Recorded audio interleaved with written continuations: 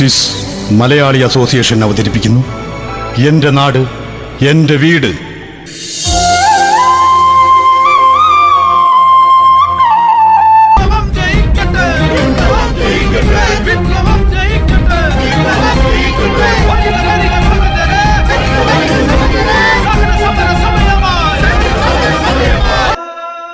നീ ഈ കണ്ണേപ്പാടത്തേക്ക് ആദ്യമായി വന്നത്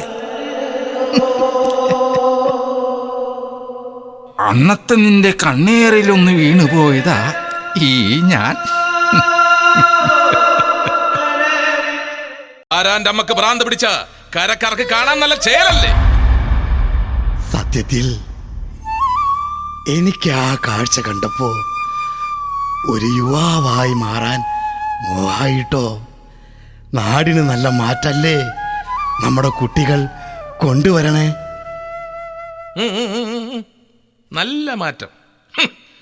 നിലയും വിലയില്ലാണ്ട് ആണും പെണ്ണും എന്നുള്ള വ്യത്യാസം ഇല്ലാണ്ടുള്ള മാറ്റം. പെറ്റമ്മ പോലും 2-3 വയസ്സ് വരെ മാത്രമേ കുട്ടികളെ മടിയിൽ കിടത്തി ചവിട്ടാൻ സമ്മതിക്കൂ. പക്ഷേ നമ്മുടെ ഭൂമി മാതാവ് ജീവിതകാലം മുഴുവനും ക്ഷമയോടെ നമ്മുടെയൊക്കെ ചവിട്ടുകൊള്ളല്ലേ. അമ്മയെ പോലെ പ്രകൃതിയെ സ്നേഹിച്ചാൽ ആ അമ്മ അരുമ കുഞ്ഞുങ്ങളെ എന്ന വണ്ണം എല്ലാത്തിങ്ങളെ ഒരുമിച്ച് ഓമനിക്കും. ഈ ബാലേട്ടൻ എപ്പോ നോക്കിയാലും വായന തന്നെ വായന. എന്താണാവോ ഇത്ര വായിക്കണത്? വല്ല പൊട്ട നോവലായിരിക്കും. ഇത് നോവലൊന്നുമല്ലടി മണ്ടി. എന്നാ പിന്നെ ചെറുകഥയായിരിക്കും.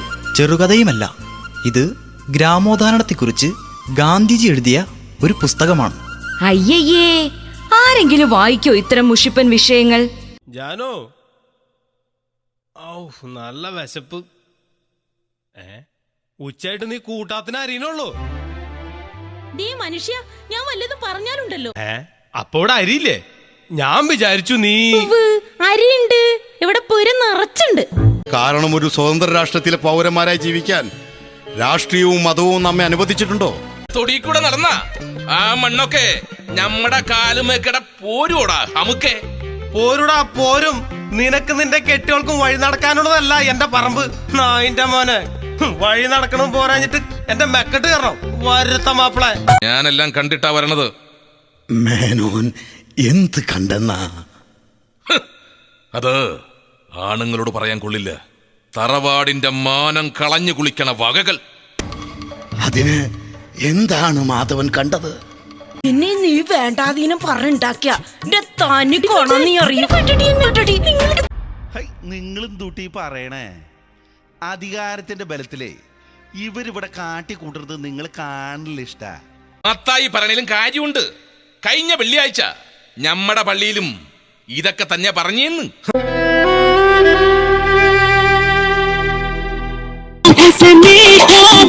दिखलाया वो तेरी मम्मी गुलाबी हो